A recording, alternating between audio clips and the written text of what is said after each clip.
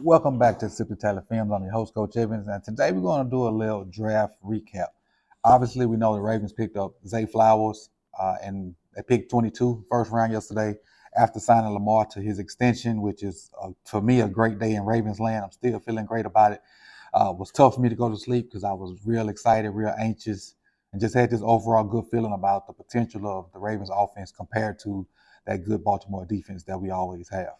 But what I want to do right now is kind of talk about what's left, what's coming up for day two. And, we don't have a pick in the second round as of yet, but I do just want to go through like the best available players left from what I did in my draft research. And so I published my big board the other day. I had 25 guys on my big board. Four of those guys are still left. Will Levis, which, as each passing day passed, I got less and less. Um, I had less and less confidence in him.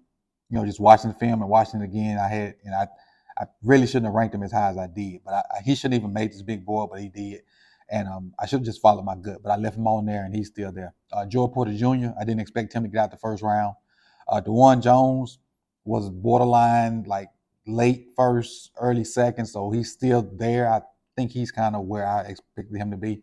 And I thought Ringo would go up. I thought because everybody loves Georgia guys, and I thought Keely Ringo would jump up. So those are the four guys that were on my 25 player big board that are still left. But now what I want to give you is the best available player, in my opinion, from each position. And so I'll kind of speedball through it so I won't hold you long. But at quarterback, I got Hendon Hooker, and I wrote Will Levis. And even though I know if you guys have been watching me lately, I have a NFL crush, so to speak, with DTR. And I really wanted to put him right there, but I think DTR is too big of a project to put him, on the best available right now. But I like DTR. Running back wise, Tajay Spears from Tulane and Zach Charbonnet from UCLA. I like both of their games. Spears can kind of do it all. Charbonnet, however you say it. If he gets into a system where they run a lot of outside and inside zone, because that's what they did at UCLA, it's gonna be tough. It's gonna be tough. He does a good job of slow playing it, seeing it, and hitting it, and not slow playing it, dancing and trying to hit it. He does a good job of slow playing it, seeing it, and hitting it. And he's like 6'2", if I'm not mistaken. The best available wide receivers left. You guys know one name that I'm gonna call out, but I'm gonna call out my two favorite names right now: Jalen Hyatt from Tennessee and Jonathan Mingo from Ole Miss. I like the speed, presence, the speed, um, value that Jalen Hyatt can give you, and not only with his speed can he go get deep balls, but he can keep players out the box. They help you run game. Jonathan Mingo, I think, can do it all. I think he's good at a lot of stuff. On top of the fact that he's probably the best blocking wide receiver in this draft, and I know a lot of people don't value blocking. I personally do, but Mingo can run routes. He can catch. He's fast enough. He blocks. He goes across the middle. He catches it outside. He can take screens and do something with them. Mingo's, I think, is a complete package, but people didn't see enough consistency in it, so that's why I still think he's there. And they like looking at pundits, they have a lot of people ahead of Mingo. Tight ends. We had one tight end drafted yesterday. I don't think the best tight end was drafted yesterday. I think the best tight end is Mayer out of Notre Dame. That's my 2 cents. And I also like Darnell Washington. Um, Moving to offensive tackle, DeJuan Jones, who I mentioned a minute ago, Tyler Steen, another Bama guy. So, those are two best tackles I think are available. As far as inside guys, guards or centers, I have Osiris Torrance from Florida. Everybody knows about Osiris and what he did throughout the season. The only guy he really like lost to was Jalen Carter. And me and Vach talked about Osiris the other day, and Vach said he never saw him whooping people, which is true. He never just straight up dominated people, but his technique, he was good. He was good. People just didn't. He did his job, but he didn't maul people, but he did his job. And Antonio Mafi, which is another UCLA guy. And if you're a zone team or inside outside zone team, Mafi mauls. There's a reason you know about Charbonnet, and it's because of Mafi. Interior D line left. Javon Dexter from UF is a versatile kid, really athletic. I think you can put him on the inside and get some pass rush out of him, and you don't lose run stopping value there too.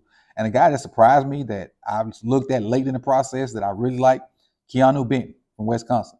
Solid, thick dude. I thought he was just as good as Mozzie Smith, but apparently other people didn't. So because Dallas picked Mozzie in the first round, but I really like Benton. If you don't know about Keanu Benton, go check him out before the draft starts today.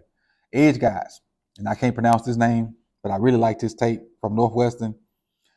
Adibawar Atimawamba. That's my attempt at it, but we're going to call him AA. And Byron Young from Tennessee. Byron Young, if you watch my video on More Sip to Tally, how I tried to correlate the 3-cone drill to getting sacks and being a decent pass rush in the league, Byron Young was one of the top 5 3-cone guys from this year's draft. Linebackers. I did watch a lot of linebackers, but lately I got put on to some. Drew Sanders from Arkansas is one, and Dalen Haley from Washington State is the other. Both of those guys have nice size. And again, one linebacker was taken last night. It was Campbell, I think, from Iowa. I think that's what that was. And I'm looking at the board. I got some numbers I'm going to throw up to you in the board for a minute. Cornerback, I think Joey Porter Jr. and Cam Smith are the best available corners left. Cam Smith from South Carolina, Joey Porter Jr. from Penn State. And safeties, I didn't watch a lot of safeties. I'm really not interested in safeties that much, but both Bama safeties are, I think, the 2 best safeties out there, Brian Branch and Jordan Battle. Throw these numbers out there real quick, and we're going to end this. As far as the 31 picks yesterday, this is the statistical breakdown. 3 quarterbacks, 7 edge players, 4 wide receivers, which all were picked in a row, 4 cornerbacks, 5 offensive tackles, 2 running backs, which I didn't think was going to happen. I thought 1 was a stretch. Interior D linemen, 4, 1 tight end, 1 linebacker. And as far as schools, Bama had 3. I'm just going to give you the top schools. Bama had 3. Ohio State had 3. Georgia had 3. Those are your top schools. So what I did on Twitter, if you have not seen it, I saw Brent Coleman posted like his least favorite picks and his favorite picks and stuff like that. So I put that on Twitter with my picks and asked you guys to join in. So if you see that post on Twitter, delete my answers out, put your answers in. I would love to interact with you guys for the rest of the day up until the draft to see how that goes. And I'll kind of tell you mine if I can see them, but they're way over there, way across the room. It's my favorite pick is Carter to Philly. My least favorite pick is Karunsi to the Titans. My most surprising pick is, who is that? I can't see it. See, eyes getting bad. My least surprising pick is Darnell Wright to Chicago. Best value pick, Zay Flowers to Baltimore. The wackiest pick is Campbell to the Lions. Oh, and my surprising pick is Will Anderson to Houston. How they were able to get back and pick 2 picks back to back was crazy and amazing to me. But again, I appreciate you guys for coming through. You could have been anywhere in the world, but you chose to be here with me. We'll be back for night 2 at 8 o'clock. We're gonna let the draft start. We ain't gonna jump on at 7. We're gonna stay at 8 and let the draft start. Let some picks get through. So when we come on, we'll have something to talk about. Again, appreciate everybody that came out last night. That was a great time had by all. I had a blast. It was tough for me to go to sleep because I was still excited about the stream and the draft and signing Lamar. So thank you guys for tuning in. All the new subscribers, I appreciate it. If you want to support the channel, the best way to do that is patreon.com/SipToTally. A bunch of different tiers there. That'll get you into, any tier will get you into the Fantasy Football League. When you see the chain I had on last night, the Gunslinger member will get you the chalice with the purple Kool-Aid, which is what we were drinking out of last night.